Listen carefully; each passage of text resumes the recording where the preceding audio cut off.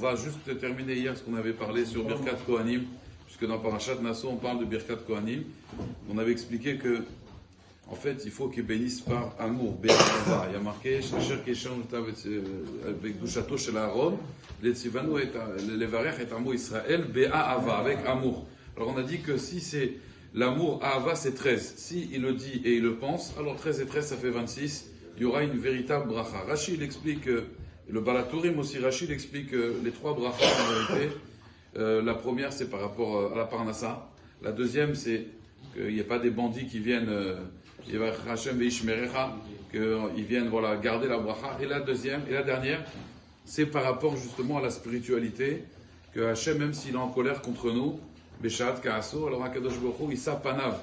Il va quand même nous regarder, il va avoir une face miséricordieuse avec nous. Le Balatourim, il dit que les trois brachot, c'est par rapport, la première c'est par rapport à Abraham, la deuxième c'est par rapport à Yitzhak, et la troisième c'est par rapport à Yaakov.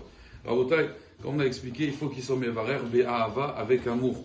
Avec amour, si il est mevarer avec amour, alors la bracha de Kohanim, elle est très puissante. C'est une mitzvah tassée, minatora, de recevoir la bracha, et c'est une mitzvah tassée que le Kohen fasse la bracha. Dommage, dans pas mal de communautés, ils ne font pas cette bénédiction.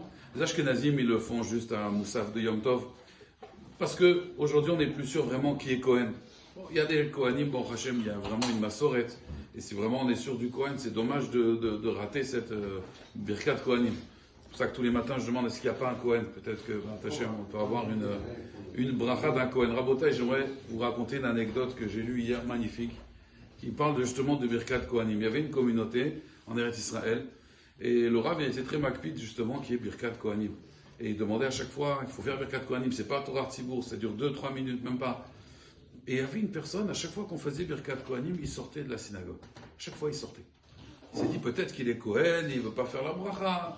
Il y a certaines conditions pour faire Birkat Kohanim aussi. Il y a des minagim, quelqu'un qui n'est pas marié par exemple, il y en a qui disent il vaut mieux pas qu'il fasse la bracha. Le Rav Ovadia il dit que quand même il doit faire la bracha, mais il y a des minagim, peut-être, à chaque fois, et chaque fois, Birkat Kohanim, il sortait. Un jour, il a attrapé, il a dit, pourquoi tu sors? Tu es Kohen? Il a dit, non, je ne suis pas Kohen. Ah, tu n'es pas Kohen? Alors, il a dit, alors pourquoi tu sors? Et il ne voulait pas lui répondre. Il voyait qu'il était mitramed, oui, non. À la fin, il a insisté, il a dit, dis-moi pourquoi tu sors? Il a dit, parce que je ne peux plus, moi, entendre Birkat Kohanim. J'ai eu une fois dans ma vie Birkat Kohanim. Il a dit, vraiment, je pense que c'est ça qui m'a sauvé. J'ai plus besoin, moi, de Birkat Kohanim. Il dit, pourquoi tu n'as plus besoin de Birkat Kohanim? Il lui a raconté que dans les camps de concentration, il y avait lui, ses parents, toute sa communauté, qui étaient dans les camps. Et il y avait leur Rav. Et leur Rav, c'était un Kohen. C'était un Kohen. Et il a dit, moi, je travaillais à la cuisine. Et mon Rav, il m'a dit, regarde, ça va bientôt être Pessah, tu vas prendre de la farine, et on va essayer de faire des matzot. Donc, il cachait de la farine dans ses poches, et à chaque fois, il venait le soir. Et puis, ça arrive Pessah, et ils ont réussi à cuire des matzot. Ils sont contents, ils ont des matzot, ils ont trouvé même du vin qu'ils ont pressé eux-mêmes avec du raisin. Ils ont réussi dans la cuisine à avoir du vin kasher pour le seder de Pessah. Et donc ils étaient contents, ils étaient saméar. Le soir de Pessah arrive et donc ils se cachent bien et puis ils commencent à faire le seder et c'est magnifique. Il a dit on a fait un seder extraordinaire. Puis à la fin du seder, juste avant de prendre la ficomane, donc ils allaient très vite quand même, il y a un SS qui rentre, Marchémo, et là il attrape la première personne qui est devant lui. Il dit, il a attrapé mon père. Et il lui dit, dis-moi, qui a organisé ça? Sinon je te tue. Voilà, je vais tuer tout le monde. Dites-moi, qui a organisé ça? Et comme ça, il lui met le pistolet. Et alors il dit à ce moment-là, notre Rav, il a dit, c'est moi, laisse-le tranquille, c'est moi qui ai tout organisé. Le nazi lui dit, ok, suis-moi. Alors il attrape dehors. Et le Rav, il a dit au nazi, il a dit, tu sais, dans l'humanité, même dans toute l'histoire de l'humanité, on demande toujours une dernière volonté à quelqu'un qui doit mourir. Il a dit, c'est vrai, il a dit, qu'est-ce que tu veux? Il a dit, j'aimerais bénir ma communauté. J'aimerais leur faire une bénédiction. Alors, ils sont tous sortis dehors, et il leur a fait Birkat Kohanim. Be'ahava. Yevarechecha Hashem ve'ishmerecha. Il leur a fait, mamash, les trois Birkat à Kohanim. Dès qu'il a fini, Bachalom, qu'est-ce qui s'est passé à ce moment-là? Il a été mitraillé. Il dit, cette personne-là, il dit, écoutez bien, Rabotai, quand il a quitté les camps de concentration, il dit d'abord, c'est incroyable. Après Birkat Kohanim, voilà, toute la communauté a été sauvée par la brachat de leur Rav.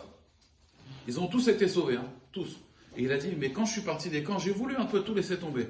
J'ai voulu laisser tomber la religion. Et à chaque fois que je voulais manger taref, j'ai acheté de la viande, j'ai acheté de la charcuterie. Et à chaque fois que je voulais la manger, Je repensais à la bracha de mon Rav. Le Birkat Kohanim qu'il a fait. Je peux pas. C'est pas possible. Alors il prenait de la charcuterie du Singer.